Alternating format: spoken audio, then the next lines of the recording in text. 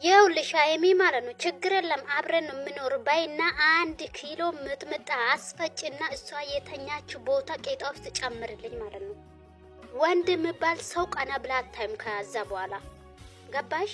እቺ አይነ ውጣ የሆነች ማለት ነው። አይነ ውጣ ነሽ፣ የሴት አሰዳቢ አይነ ውጣ ማለት ነው። እንዴ ከፍፄ ጋራ ኑሪ ወይንም ደግሞ ከፍፄ ጋራ ኑሪ። ብሩኬም እኮ 1 ዕቃ ነው አሉ፣ ሌሎች ወንዶችም 1 ዕቃ ነው አለ ብሩኬ ቀላንቺ አይሆንም። ስለዚህ ከፈለሽ ወንዶቹ ብዙ ነው፣ ከነሱ ጋራ ኑሪ ወይንም ደግሞ ከፍፄ ጋራ ኑሪ። ምን አይነት አይነ ውጣ ናት እቺ እንዴ? 2 ነው እንደ ያለው ብሩኬ 1 ነው እኮ፣ ሌሎች ወንዶችም 1 ነው አሉ። ምን ይባላል ጋይስ? እስቲ ንገሩኝ ቤተሰብ፣ ምን አይነት አይነ ውጣ ናት እቺ? ችግር የለም ከአንቺ ጋራ እኖራለሁ እያለች ነው እኮ እንዴ። ምን አለ የብሩኬ ዕቃ ምን አለ ያሉሽ? ዳይመንድ ነው ከዳይነትሽ ነው የሚያወጣልሽ።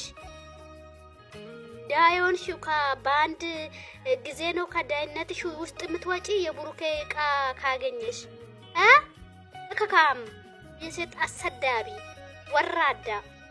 እናቶች የምትሰሙኝ እኔ ድምጼ ይቅርታ አድርጉልኝ እሺ። አናድዳኝ ነው ይሄን ቃላት ስትጠቀም ማለት ነው። ይቅርታ አድርጉልኝ እናቶቼ።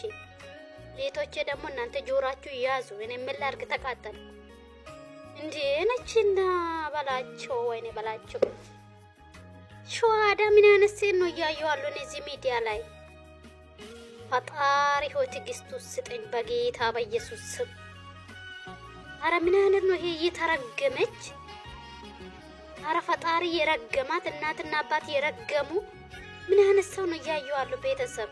የምረን እኮ የምንም ስራም ይሁን ግን እንደዚህ አይነት አለ።